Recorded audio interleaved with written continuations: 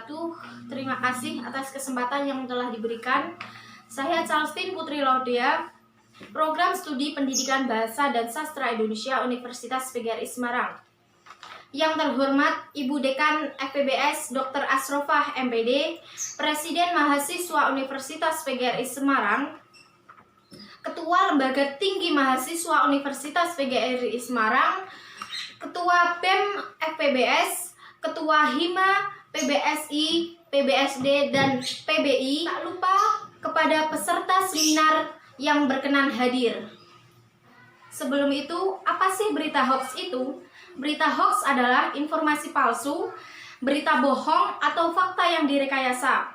Sekarang ini banyak di media sosial yang masih tersebar berita-berita yang tidak tahu kebenarannya. Di zaman yang serba canggih ini, banyak sumber-sumber yang bisa digunakan masyarakat untuk mencari tahu berita-berita yang sudah terjadi.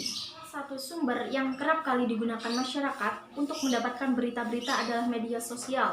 Media sosial itu sendiri adalah media online yang berbasis teknologi web, seperti contoh YouTube, Instagram, Twitter, dan lain-lain. Kali ini yang menjadi pusat perhatian bukanlah tentang media sosial, melainkan maraknya berita-berita yang tersebar di media sosial yang tidak tahu kebenarannya. Faktor yang menyebabkan tersebarnya berita-berita yang tidak tahu kebenarannya atau berita hoax tersebut. Yang pertama, berita hoax yang sengaja dibuat dan disebarkan oleh oknum atau sebuah kelompok. Biasanya oknum atau kelompok yang sengaja menyebarkan berita hoax memiliki tujuan tertentu. Ada beberapa berita hoax yang sengaja dibuat dan disebarkan hanya untuk mencari sensasi atau popularitas mereka saja.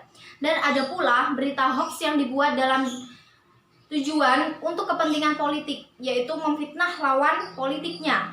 Dan masih banyak lagi. Kedua, berita hoax yang tidak sengaja dibuat. Terkadang ada beberapa oknum atau kelompok yang ingin membuat lelucon saja di akun media sosial mereka.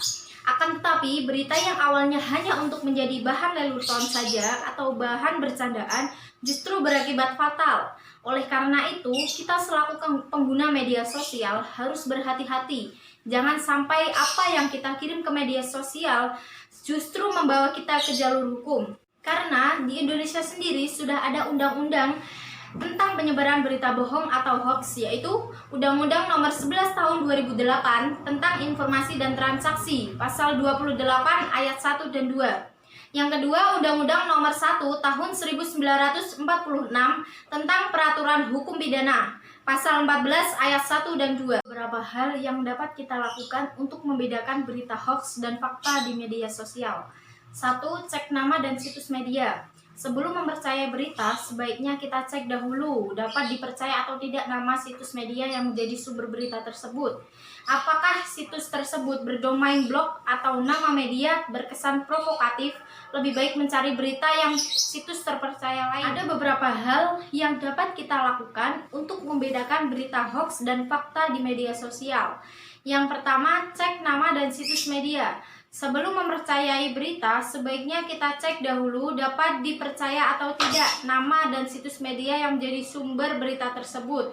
Apabila situs tersebut berdomain blog atau nama media terkesan provokatif, lebih baik mencari berita yang situs terpercaya lain. Yang kedua, cek dari sumber-sumber terpercaya lain. Biasanya berita yang akurat pasti akan banyak tersebar di sumber-sumber terpercaya. Sebaiknya dicek kembali. Yang ketiga, cek foto dan video. Bukan hanya dari tulisannya saja yang perlu dicek. Foto dan video berita tersebut juga harus dicek. Takutnya foto dan video itu tidak terkait dengan kejadian suatu berita. Masih banyak lagi cara yang membedakan untuk mengecek kebenaran suatu berita. Untuk itu, kami semua menghimbau kepada seluruh masyarakat Indonesia yang menggunakan media sosial, cerdaslah bermedia sosial. Jangan mudah percaya dengan berita-berita yang ada di media sosial. Jangan terlalu cepat menyebarkan berita yang belum jelas kebenarannya. Berita hoax dapat menyebar kapan saja, di mana saja, dan bisa disebarkan oleh siapa saja. Jadi, kita harus sering-sering membaca untuk mengetahui banyak informasi agar tidak mudah percaya atau bahkan sampai menyebar berita hoax.